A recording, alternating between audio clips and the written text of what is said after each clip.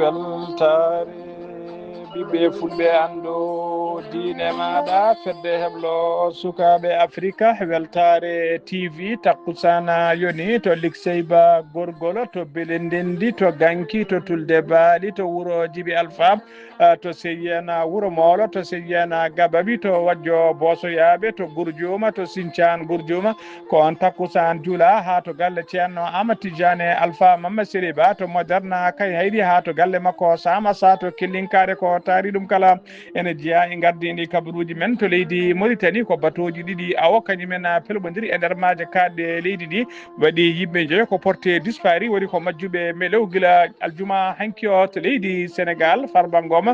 député Agnama tawateɗo e nder kaso Maurice aljuma hanki o waɗama transféré to pavillon spécial tawi ko unité médicalisé e nder kaso to leydi Mali catala biyetegal Segojeg woni tigui catala halfinaɓe ko fate tigui inondation e crise aji e nder leydi he ɓe mbaɗi erago e jertago kay faade population leydi kala jogade kulhuli kay ko fate yolayru kedde Afrique ma en jabbo musidɗo men Alassane Oumar Mbodj habaruji men joolam jaɓeri ma en jaaha to leydi Palestine to dowlaji tedduɗe Amérique to leydi Pakistan bisimilla mone ketki hotondirte joni joni piren pacciren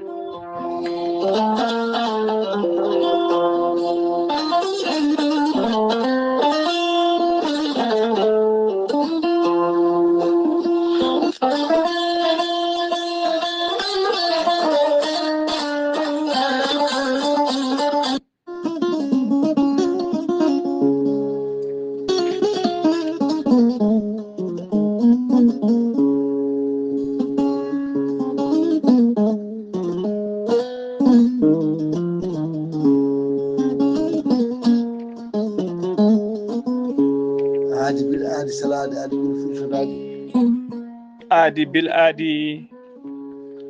salade aadi ɓuuri firtude aadi ceerno Amadou Tidiane Diallo gorko mo belga wuuro jinneji wi ko firtata aadi mo adodire jayde weltare ɓiɓɓe fulɓe andu diine maɗa weltare TV gorko mo melga wuuro jinneji ko gandu binde laabaɗo leɗɗe jaadinde ɓalwal e danwal kala ceerno Amadou Tidiane Diallo Allah lobrimo gandal omo safara rafiji kewɗi ɗi jiida cirol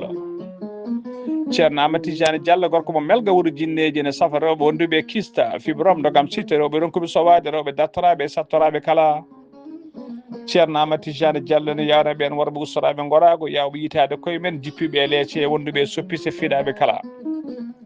e on fannu ceerno Amadou Tidiane Diallo ne jogui leɗɗe e fannuji ɗiɗi hen façon goto wiyete ko meeɗi moosa fannu goɗɗo o wiyete tigui ko yidde ƴeewa ceerno Amadou Tidiane Diallo gorko mo melga wuuro jinneji hay sinno prostate makko ko ɓunno ala ko heddi so wonano opéré son jokkude nder balle tati joni joni docteur eɓe mba nawdema an kam holo safara ƴettuɗa ceerno Amadou Tidiane Diallo ne yawnaɓe wonduɓe estomac no futirno foof so tawi on jokkodire nder balle tati mbatta ñamde mbatta yarde kala ko kajeɗa gorko mo melga wuuro jinneji dendagal raffe mbawɗa wondude so tawi kay oɗon maldana ko nder balle tati mbiya alhamdulillah ceerno Amadou Tidiane Diallo gorko mo melga wuuro jinneji hewɓe noddi mbaɗi audio kollori tigui guiɗo jokkodiri e makko guila wannoɓe paralysie ne kedde nder cuuɗi mbatti yaltude e yaade hajuji mumen ɓe hen joguinoɓe sukaɓe yanoɓe barogal certi hen ha laaɓi ceerno Amadou Tidiane Diallo gorko mo belga wuuro jinneji mo tawi oɗo saaha joni to leydi France sa yiiɗi jokkodirde e makko numéro makko appel ko numéro makko WhatsApp mbatta ko 00336 04 04 66 27 ceerno Amadou Tidiane Diallo base makko ne tawe to Dakar en tawi ɗo min kono wiye Abdoulaye Diallo numéro mum 77 714 94 15 ceerno Amadou Tidiane Diallo ngam hoybitande tawteɓe lappol palol dande ma Mauritanie Sénégal base makko ne tawe to Dagana ha Torosso Mauritanie kala ene tawi ɗon sehil makko ɓinede makko ne wiye ceerno Amadou Dia gorko mo leeraɓe wonduɓe koyɗe musoje ɓalli ƴakkoji ɓalli ɓuutoji ɓalli musoji keeceje musoje kala sa jokkodiri e Amadou Dia gorko mo leeraɓe joni mbiya alhamdulillah numéro mum téléphone mbatta ko 77 537 79 28 ceerno Amadou Tidiane Diallo base makko ne tawe to Nouakchott ene tawi ɗon ɓiyi kono wiye ceerno Abdoulaye numéro mum ko 46 94 21 91 ceerno Amadou Tidiane Diallo ko laabɗo reedu ko malaɗo hune konne wiiɗo sanne sanne mbadden danɗo faade ceerno Amadou Tidiane Diallo.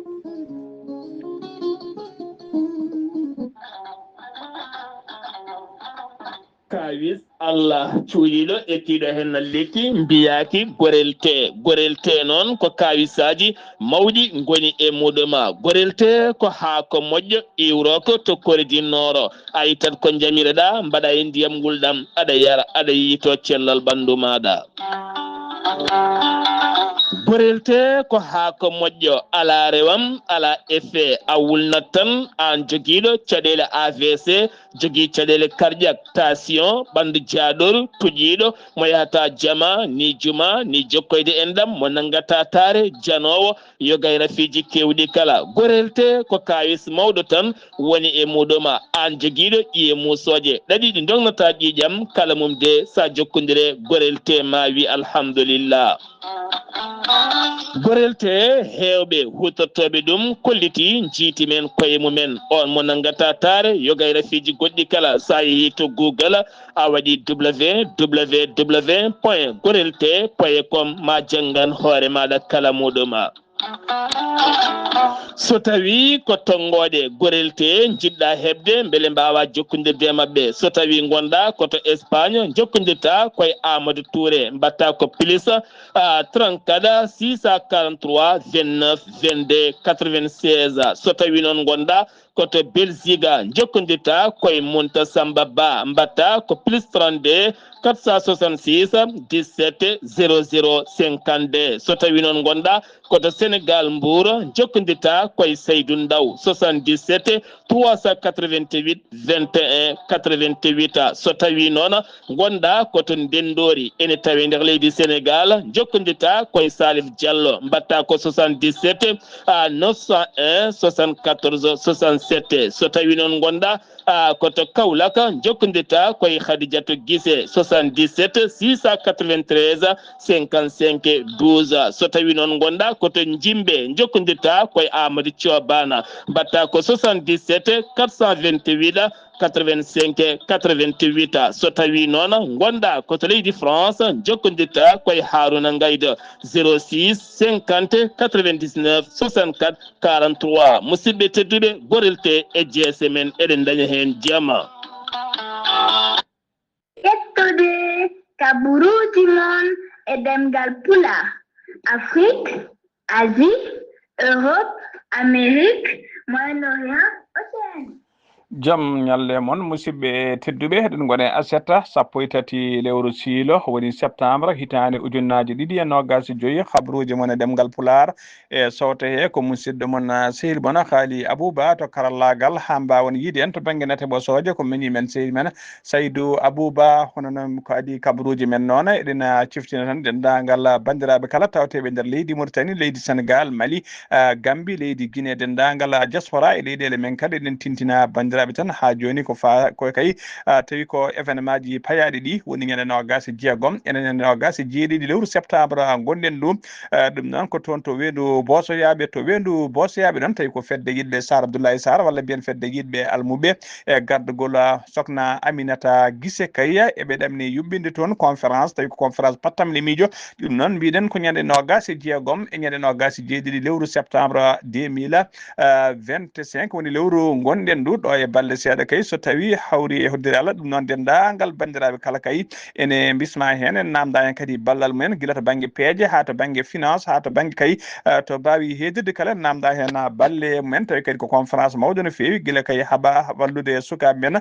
guila e sukaɓe rewɓe kay haɓade ko fati tigui e deedi tawi kadi ko wondani e dewgal e haɓade kadi ko fati e drogue e haɓade ko fati e ɗanne suudu suɗayru e wallude sukaɓe kadi no ƴellitiri e tigui e gueɗe baɗi noon ɗum noon on conférence noon ɗamini yuɓɓinde ɗum ko Sar Abdoulaye Sarr e yaadi mum toon to wendu bosoyaɓe mbiɗen ko ñande nogase jeegom e nogase jeeɗiɗi lewru septembre gonɗen ɗum so tawi kay hawre hoddiro Allah ñande nogase joyiya gonɗen ɗum ñande hen ma délégation timmuɗo tawi ko Mauritanaɓe ma ummoɗo to Nouakchott lamorgo leydi Mauritanie faade toon to wendu bosoyaɓe tawi ko tawtoriyede ɗiɗon événement ji ha joni ko leydi Mauritanie keddoɗen to leydi Mauritanie ko tana noon musɗo waɗi to Agjuja ko policier goto noon gonɗo e moftere mun woni jaado retraite muɗum kanyum tigi waɗa toon fera toon oto ferimo ko hen wasi fittandu makko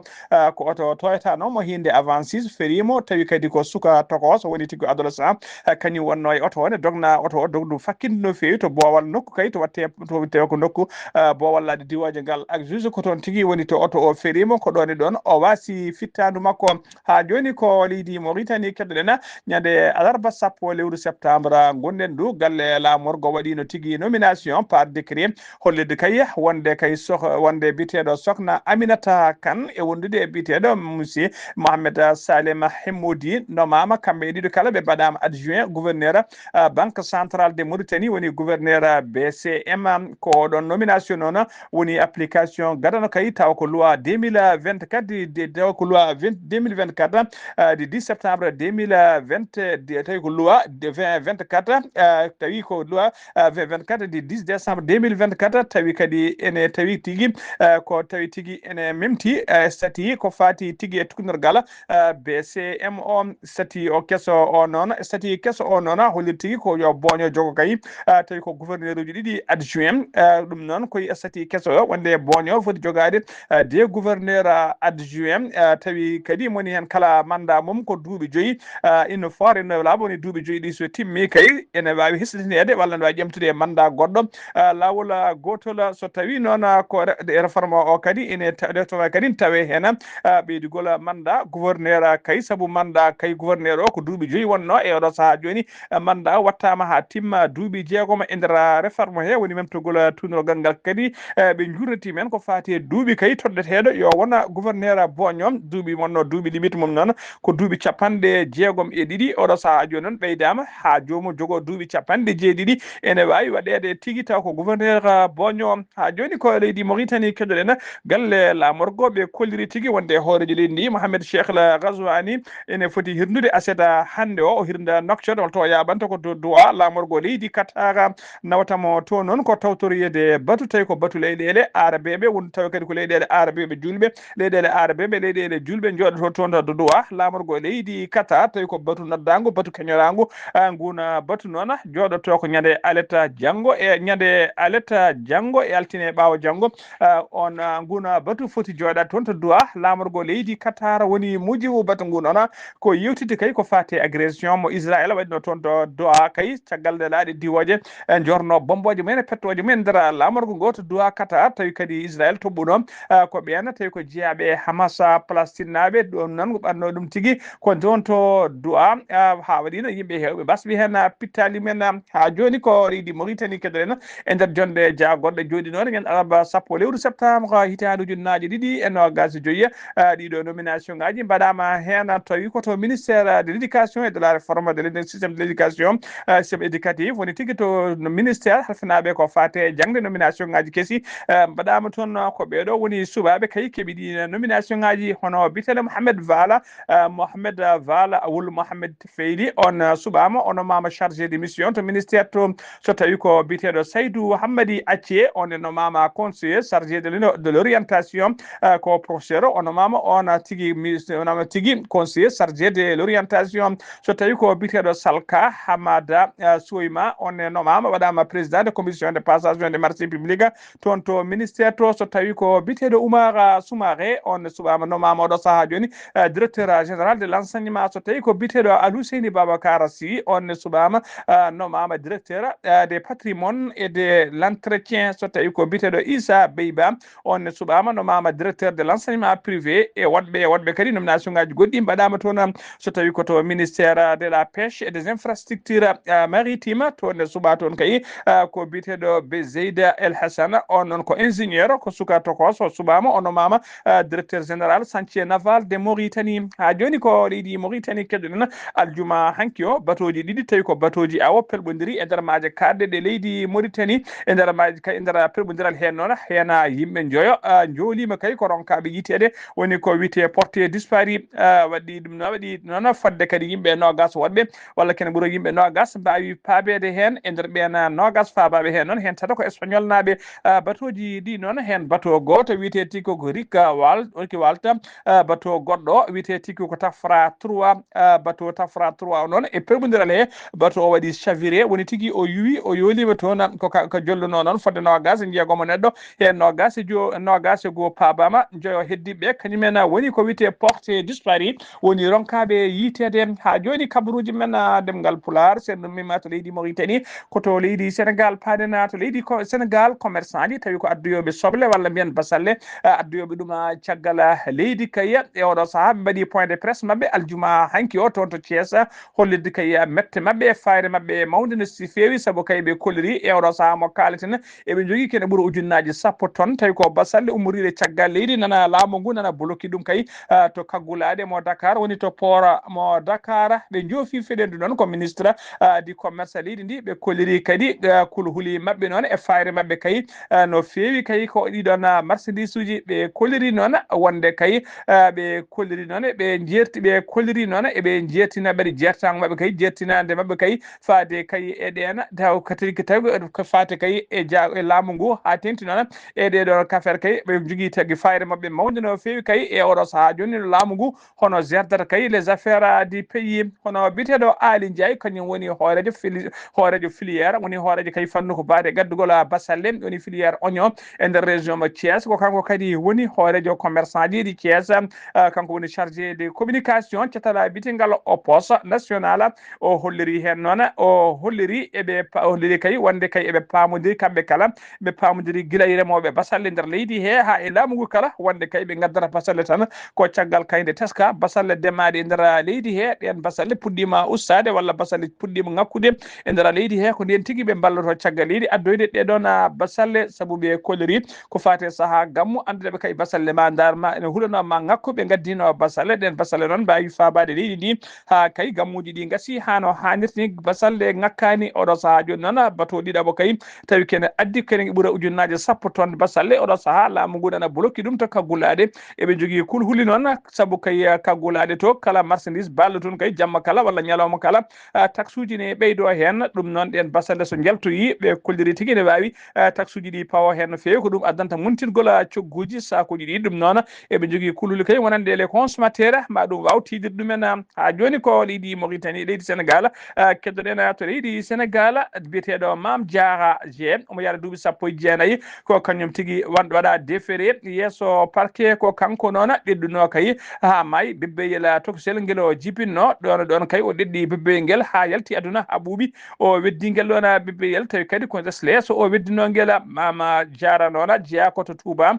kono o wurdi koye nene makko to leggal bitegal Kawsara to leggal bitegal Kawsara Faala commune de Nakhyan Nizat ko coyno noon caggal nde o sowi o suuɗi reedu ndu yimɓe hewɓe kay omo suuɗa ɗumen reedu ndu omo sikka hay goto tinani nden gati wiyete fiyimo noon kanko goto e nder suudu o jibini caggal nde o jibini kay o waɗi feere hawa serti e guel ɗon ɓinguel ko ya e jaadiɗo mum kala ko ɗon noon o felliti o ɗeɗɗi ɓinguel nguel ha yalti aduna hoddiɓe noon caggal kay teski wonde kay jiimo wonde kay ene siftini wonde ko jibino jiiranimo biɓɓeyel ko ɗon tigui ɓe cormini kabaru o wonande police ɓe resi odditi hen enquête mum ɓoyani ko ɗon tigui ɓe jiiti bibbeyel barnogel ngel o wiyama teeb noon e oɗo saaha joni omo tawe tigui to tribunal waɗama déféré to tribunal Pikine Guédiawaye ha joni ko leydi Sénégal keddoɗen caggal ordonnance juge d'instruction des pôles financier judiciaire woni PFJ Farba Ngom kay maire mo Agnam waɗama transféré jamma aljuma hanki o to pavillon spécial noon ko unité tawi ko unité médicalisé ene tawe nder kaso mo Rebus ko nokku kay way kono annama dispensaire ni walla suudu safrude ɗum ni e nder hôpital hono maître Bocar Cissé noon ko avocat ala cour ko kadi kanko conseiller ji Farba Ngom o jeeya koye hujjikintoɓe Farba Ngom kadi o ɓurɓe tengtinde o jeeya o holliri hen mette makko mawde no fewi e faade justice leydi ndi ko sali kay Farba Ngom heɓa liberté provisoire walla liberté sous condition kala ete o holliri laamu ngu ne yenna kay justice o kadi ne andi wonde Farba Ngom wona karɗo cellal o holliri noon koɓe waɗoɓe tigui o holliri koɓe waɗoɓe appel woni tigi koɓe wullitotoɓe ha joni habaruji men demgal pular to leydi Sénégal ha joni keddoɗen leydi Sénégal ha tenti noon e murdi enen tawe sunare mawde no fewi jaltugol aduna khalifa Darou Qudus biyetenoɗo Serigne Ahmadou Mokhtar Mbacké sunare nde noon tawi Ousmane Sonko hoore jaggoɗo leydi ndi ko caggal leydi kanko Ousmane Sonko noon e hello makko x kay o waɗi tigui ɓataki makko feccude sunare makko kay hollirde sunare makko mawde no fewi feccude sunare makko e dendagal muridnaɓe kala e nde ɗon ustare o holliri noon kanko Ousmane Sonko wonde kay omo jokkodirno kay no fewi oɗo khalifa jaltude aduna eɓe kalda ko heewi kay gila ko fati e diine ha ko fati e tigui gonka leydi ndi kala ɗum noon jayde weltare ɓiɓɓe fulɓe andu diine maɗa weltare TV fedde heblo sukaɓe Afrique e gardagol ceerno Habous Diallo eɗen pecca sunare men e dendagal communauté mouride naɓe no didorno ha joni ko leydi Sénégal keddoɗen Ousmane Sonko kañum woni hoore jaggoɗe gendi Sénégal o kiga holliriyam tigui o hirdi aljuma hanki o Abou Dhabi o hirdi ummima Abou Dhabi lamorgo Émirats Arabes Unis o yabani ko toon to leydi Italie subaka aseda hande o noon o jaɓɓama jaɓɓugal paydingal no fewi toon to Milan e nder leydi Italie tawi jaɓɓimo toon noon ko diaspora sénégalaise tawate toon to Milan to leydi Italie hewɓe ummirima e nokkuji kewɗi gam arde jaɓɓademo hollirama noon kanko Ousmane Sonko noon o joddima e diaspora o tigui tawateɓe toon e nder stade kewɗe mawɗo no fewi yimɓe hewɓe gaari ha stade o widda kay joddade mabɓe e yewtidde mabɓe kay ko fati tigui koɓe mbiyata presse woni plan de redressement économique et social woni tigui plan mo laamu ngu kesu ngu ƴetti oɗo saaha joni gam yidde heɓɓitade kay e ƴellidde faggudu leydi ndi to banggue faggudu leydi ndi to banggue social e to banggue faggudu kala nate mabɓe noon nate noon jonde hakkude mabɓe jaɓɓugal ngal nate ɗe carima no fewi e nder réseau sociaux ji ha joni ko leydi Sénégal keddoɗen aseeda hande o subaka sara mairie HLM Grand Yoff ko camion goto mo hinde fourgonnette dimdenoɗo gaz ha heewi kañum tigui fetti pettanne mawde no fewi tawa kadi ko cuumu o saabiji on saabi ɗum noon saabima ha wonti cuumu manggu no fewi ɗum saabima kulol manggol no fewi yimɓe tato noon ene gonno e fourgonnette o kamɓe tato kala Allah dandiɓe hen fourgonnette ɗo noon hollirama tigui saabu cuumu ngu ko caggal kay fourgonnette dimduɗo gaz o nde o yeehi tigui nde o tigui ari ha tolno mairie ɗe ko ɗon tigui o heeɓi pan noon chauffeur o jippi udditi capot gam yidde kay andude holto pano heedi ndeke o memi kosuji batterie ko ɗon tigui yaltini peete jeygue ɗen peete jeygue noon ko ɗum saabi ha gaz uji ɗi mbawi ruppitade jeygue ɗum noon saabima kulol manggol no fewi koninkoɓe faabu noon mbawi hottitade hen fodde ere feccere ne cippira e jeygue he haaɓe mbawi nippude cuumu ngu hay goto mayani hen hay goto gañaki hen so wonata kay tato wonnoɓe e nder fourgonnette o wonnoɓe camion hen goto noon gañima seeɗa tawi kadi koye walamo o gañi ha joni ko leydi Sénégal keddoɗen brigade de recherche ɓe Guerma Sara ɓe mbaɗi tigui déjoué woni tigui ɓe diwti janggu tawi ko janggu wuyɓe ɓe hinde tigui cambrioleuji jinno wadde e nder galle goto ɗum ko jamma alkamisa ene weeta ñande jamma alkamisa ene weeta aljuma hanki 1 lewru septembre hitande ujunnaje 2025 wuyɓe ɓe noon ko sagataɓe jeetato hen tato noon mbiyama teeb hen tato nanggama e oɗo saaha joni mbiyama teeb kayen tawi e juuɗe dadiɓe ɓe jinno yande noon koye galle debbo goto tawi debbo o wondani e goto ko wurdi koye sukaɓe makko debbo o wiyete ko en mo yette so to leegal gotal e nder Keur Massar to Dakar ha joni habaruji men demgal pulara habaruji men demgal pular sennomima to leydi Sénégal koto leydi Mali paɗena to leydi Mali laamu leydi Mali ha tenti noon e ngal ɗo catala bitegal SECOJEG woni centre de coordination des gestion de crise ɓe mbaɗi communiqué mabɓe aljuma hanki o 12 lewru septembre wadde jertago kay faade population ɓesgu Madina dijanno ko fati kay e kulhuleji jogaɗi kay ɗaminede kay toɓoji kewɗi ndiyam yadude e yoɗaru e nder leydi he ɓe mbaɗi kadi e nder jonde he ɓe mbaɗi bilan caggal jertago go yettinde yimɓeɓe kay ne dentoto nokkuji kewɗi kay tawi guirata nokkuji to ndiyam heewi rewde e nokkuji to ndiyam tuddinta kala e dendagal ko hoɗɓe sarama cara caali e saramaji kala nde mbawata rentade e oɗo saaha joni saabu hulede kay e kala saaha maaje ɗe walla nokkuji ɗi ma mbaɗa yoleru e nder jonde he kadi ɓe balliriti ɓe ɓayini bilan mabɓe kay ndungu hikka ngu ko fuɗɗi faade oɗo saaha joni bilan kay to yarata ɓe kolliri noon ko e ndungu fuɗɗi faade oɗo saaha joni laamu ngu teskima 42 e ɗiɗi yoolere woni inondation wondude jamgona ƴiwode jeetati gani indira leydi hen waɗi kadi koɗa ɓe kolliri noon waɗi keneli nayyi tawi ko mawɗi no feewi keneli nayyi mawdi feewi kulɓinide tiskama indira ndungu hikka ngu nogas e tato neɗɗo ko fuɗɗi e hawrude e ladiala ujunere temedde ɗiɗi e nayyi o neɗɗo kay wallata ujunere temedde ɗiɗi e nayyi galle ko derguiti e leydi ujunnaje ɗiɗi e temedde jeegom e nogas e goho neɗɗo ko laati oɗo saaha joni sinistré woni ɓe ngala koɗande ɓe ndiyam eggini ha laaɓi e ndera galleji mumen ko jeg noon walla mbiyen sokko jeg noon e gardugol colonel Issa Raoula Dana Dabo e rimade dangal population ɓesgu Mali kala nde e wurɓe nder leydi Mali kamɓe kala nde ɓe ɓeyto rentade e tigui tigui ɓe ɓeydo jertade hulde kay yolayru ene tijja e ndera jokuli leydi e kala habruji men demgal Pulara sen mbima to leydi Mali paaden jabboden ko musidɗo men Alassane Oumar Mbodj gorko mo Sara Dogo ko fati roɓiɗo kedde Afrique Alassane Oumar Mbodj salminama. en calmitima e gaali Aboubacry calmini dendagal hettiyankoɓe Ayaw TV kaɓuriɓe ɓuttude e dongal Afrique ñalawma hande o puɗɗo ko leydi Mali toon dey jinim tawgata kolli jokkodirɗo Al Qaida wawi kadi guila tati lewru surtout ujunere nogas e joyi perɓude lakkoɓe ɓe honiyankoɓe leydi Mali toon to udduɓe toon to kay e ñoro du Sahel e nder banggue worgo ɓaƴongo hirnangue leydi ndi ene wayno kamɓe ɓeɗo dey seɓɓitiɓe ɗo ɓe mbawi hono duppude ɓe mbawi hono jaggude ɗin otoji baɗonoji ya garta hani e ɓen jolnoɓe hen ɓe bifti ɗumen ene wayno noon armée mo leydi taw kadi ko Mali wi wonde itti taw kadi koɓe gudduno kadi ɗen guure ɗiɗi ko ene wayno oɗo saade ko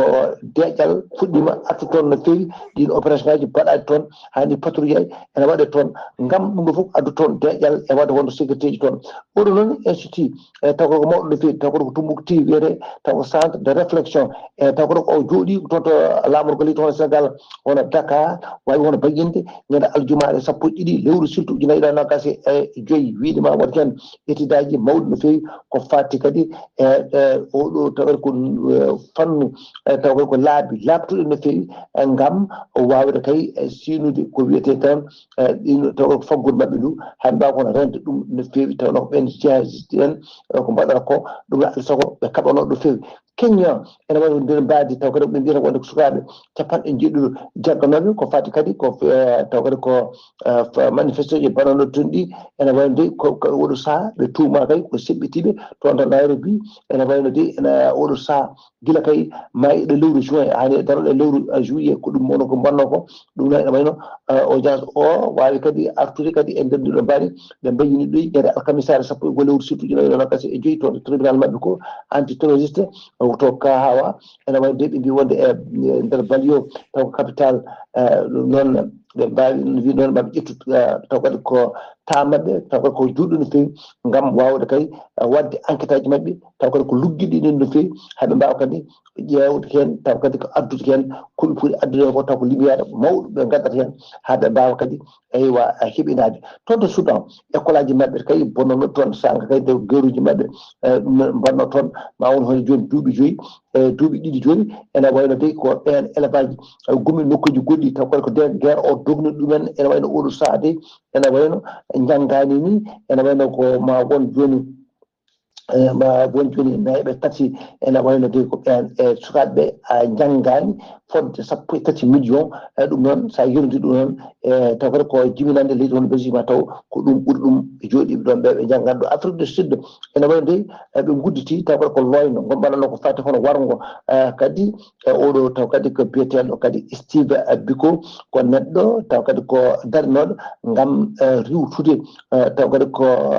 leñago e nder taw kadi Afrique du Sud e ɗum ene wayno de oɗo saaha taw noon ko wara e joni ko maw duuɓi capanɗe 4 e oɗo saaha noon ɓe jiiɗi ko uddidde loyndo ɗum noon mbaɗi ɗum ko ñande aljumaɗe 11 lewru ndu gonɗen ndu gam ƴewde kay halko waɗi oɗo gonnoɗo taw ko militant so taw nde wonata toon nde wonno ko nder dumbundu halko saabi noon ɗum goɗɗon wargo ɗum no alay saago ɓe mbawa kadi kanko gadi o leydi Cyril Ramaphosa ko ɗum woni darde makko gam addude hen kanko lumiére makko guila o ari e jappate e ujunaji 216 ko ɗum woni himmu makko e darde makko gam addude hen lumiére e wargo oɗo suka gorko darnoɗo darde ma tinde Haali Abouba ko ɗum tongguɗen e dongal Afrique ñalawma hande o taw wonno koye darde mo sehmon Alassane Oumar Mbodj gorko mo Sara Dogo gam weltare Ayaw TV.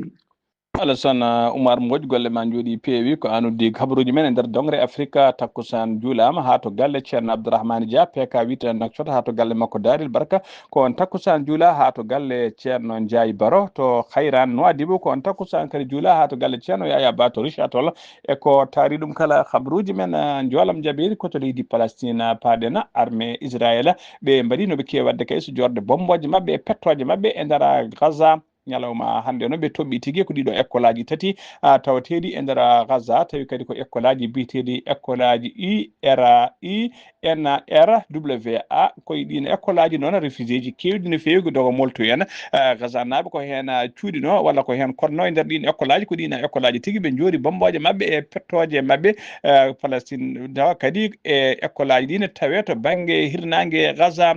ko noon kadi armée leydi Israël holliri ɓe toɓɓi kadi ɓe bombardi toon étage goto towɗo no fewi to funnague e legal bitegal en Nasra ha joni kabaruji men jolam jaɓeri koto dowlaji tedduɗo Amérique paaɗena banda dowlaji ɗin eɓri noon tawi ko barnoɗo influenceur suka joɓinoɗo fittaɗo influenceur Amérique najo biyetenoɗo Charlie Kirda to noon to wuuro witego Utah o yitama caggal kay jiilaw cattukune no fewi o yitama o wiyama teɓa inde makko noon ko Taylor Robinson mo yaɗa duuɓi nogas e ɗiɗi ko apprenti électricien Donald Trump hoɗo dowlaji tedduɗo Amérique holliri weltare mum mawde no fewi o yetti o manti kay police police fédéral FBI fo o mantiɓe kay e darde mabɓe kay e oɗo enquête haɓe mbawi teɓade oɗo suka tawi koye balɗe dabɓe no fewi kadi o holliri nde ɓe puɗɗoto enquête haydara ala e andis goto ala moɓe jogui kono e coftede mabɓe pamal pinal mabɓe kay ɓe mbawi yitude oɗo barɗo hoore ko ɓuuri yawde e yaccade koto leydi Pakistan paaɗen koninkoɓe leydi Pakistan ɓe mbaddi tigui garmi gara musɗo no fewi e terroriste en tawi koto banggue rewoɓaji funnague leydi ndi ɗum ko ñande sappo e tati lewru septembre walla tugui sappo ha sappo e tati lewru septembre gonɗen ndu communiqué mo armée Pakistan ɓayini noon aseta hande o ɓe koliri tigui e nder pelmodiral he ɓe mbari capantato e jeeyo terroriste ɓe jooɓima pittali men fedde ɓe koliri noon jeeyaɓe e tawi ko terroriste en jeeyaɓe ngal ɗo cetal kay tawi ko fedde witende Tehrek e Taliban Pakistan woni tigui ɓe mbiyata ɗum ko TTP ko terroriste ɓe hinde TTP ɓe mbadduno on garmi gara ɓe mbaɗi capantato e joyo sagata tawi ko jeeyaɓe e ngal ɗon catala e nder mabɓe e nder garmi gara he noon ɓe koliri tigui garmi gara gadana o ɓe mbarino gas ɗiɗo terroriste so tawi ko nder garmi gara ɗiɗaɓo o ɓe jooɓima sappo e tati terroriste ɓe jooɓima pittali men kamɓe koninkoɓe ɓen e nder ndeɗon walde ɗiɗi ɓere ɓe mbasi militaire uji sappo e ɗiɗi woni 12 militaire musidɓe tedduɓe ko ɗum ɗo wonno komin tonga noon habaruji mon e ɗemgal Pulaar e sawte he ko musidɗo mon sehil mon Ghali Abouba to karallagal ha mbawon yiide en to banggue nate ɓosoje ko Saydou Abouba so tawi ko roɓiɗo kedde Afrique ko musidɗo men sehil men Alassane Oumar Mbodj gorko mo Sara Ndogu ketkimalaki jaam yo jaam Allah jogomi jogo on